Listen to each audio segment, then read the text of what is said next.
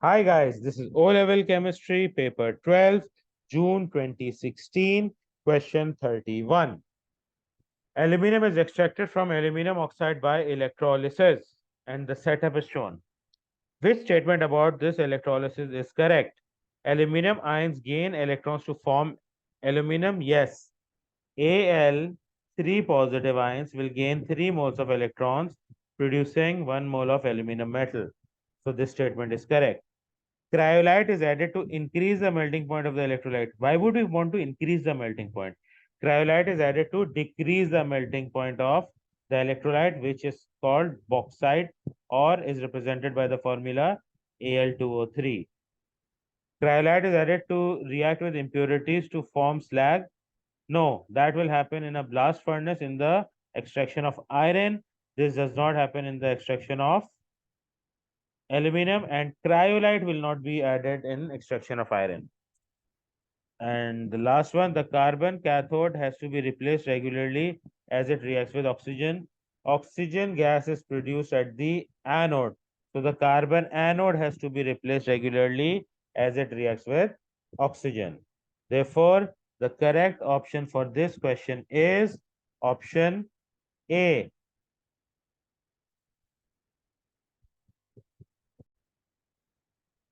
Question 32.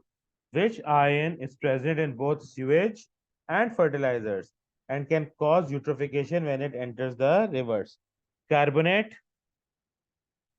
Carbonate is not the ion that causes eutrophication. Chloride. Chloride is not the ion that causes eutrophication. Nitrate. Yes, nitrates cause eutrophication. And sulfates. Sulfates do not cause eutrophication. Therefore, the correct option for this question is option C.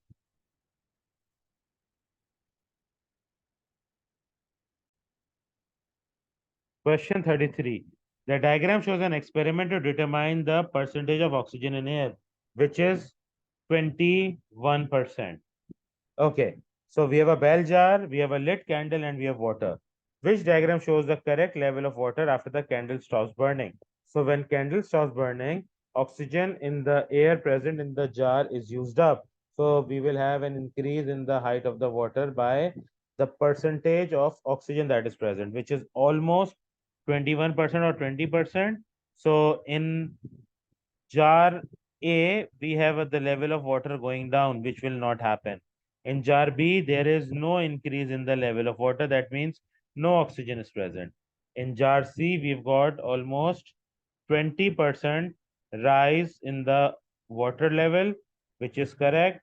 And in jar D, we almost have 50% rise in the water level, which is incorrect. Therefore, the correct option for this question is option C.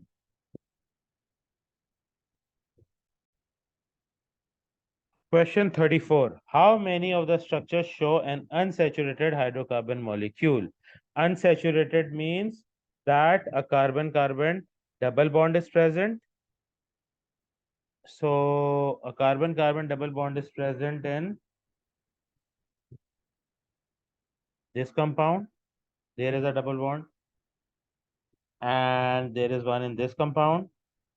And there is a double bond in the third compound as well, but that is between carbon and oxygen.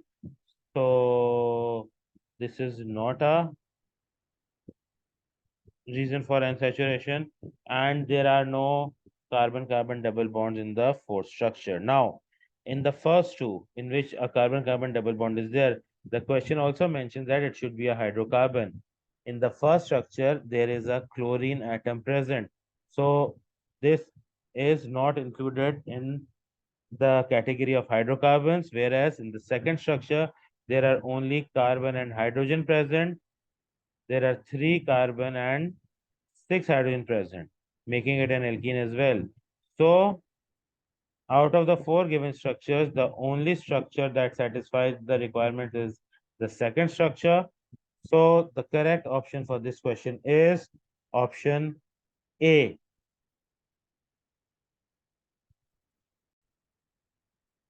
Question 35. Which statements are correct for alkenes but not alkanes? They turn aqueous bromine from brown to colorless. Yes, that is a test for unsaturation, and alkenes are unsaturated hydrocarbons. Their general formula is CnH2n. Yes, the general formula of alkane is CnH2n plus 2. They burn in air to form carbon dioxide and water. This is true for both alkanes and alkenes.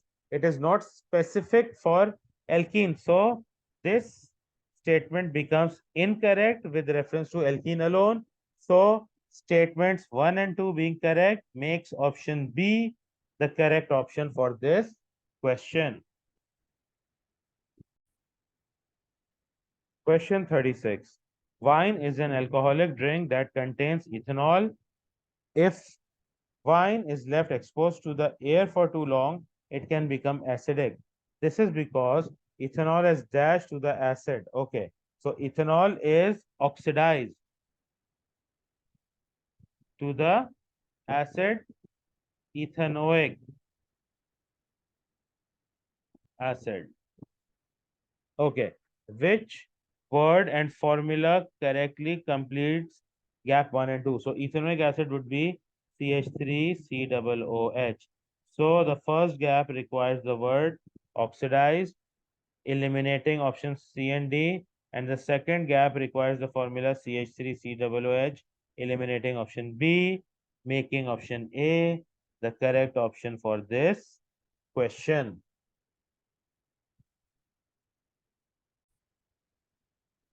Question 37. Polymer Z has the structure shown. These four terms can be used to describe polymers. Addition polymer. So this has an amide bond present. An amide bond is the C double bond O and single bond NH bond. So this is not an addition polymer.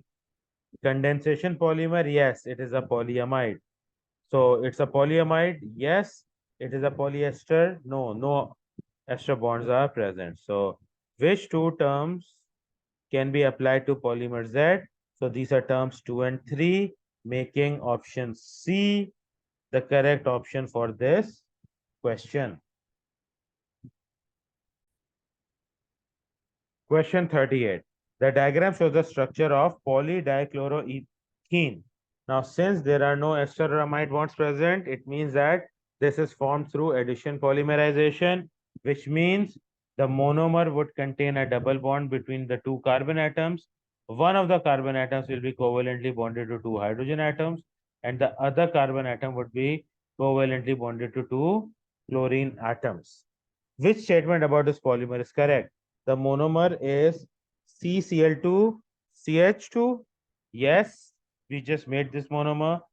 And B, the monomer is CHCl, CHCl. No, the same carbon has two hydrogen and the same carbon has two chlorine, not the way shown in option B, which is one on one carbon atom and the other on the adjacent carbon atom. So this is incorrect. The polymer is formed by a condensation reaction. No, this is an addition polymer. And the polymer has a lower melting point than the monomer. That is never true. The melting point of the polymer is very much higher than the monomer. Therefore, the correct option for this question is option A.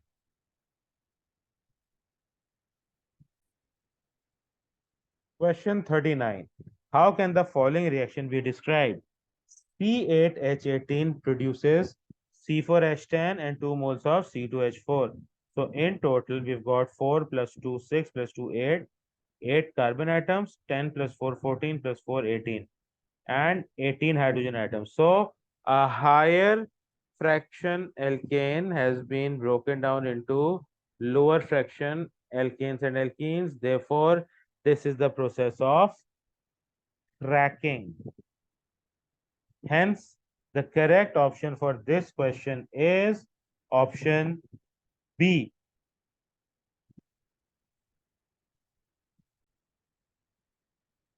Question 40. The structure of four hydrocarbons W, X, Y, and Z are shown. Which row is correct? Isomer of each other, W and X. So W has the molecular formula C4H10 and X has a same molecular formula of C4H10. And the name of W is 1, 2, 3, 2-methyl propane. And the name of X is 1, 2, 3, 4. This is butane. Since they are different compounds due to their naming and they have the same molecular formula, W and X are isomers of each other, eliminating options C and D because we had a choice between W and X and Y and Z. So W and X are isomers, which has been proven. Now next, decolorized bromine water. Decolorization of bromine water would take place in the presence of a double bond. So a double bond is present in Y and a double bond is present in Z. So both A and B contain the options Y and Z. So we move on to the third one. Are branch structures. W is branched, yes. And Y. Y is also branched because here we have 1, 2, 3. We have got a methyl group on the second carbon atom. So Y is also branched. X is a straight chain alkane and Z is a straight chain alkene. So this eliminates option B, making option A the correct option for this question.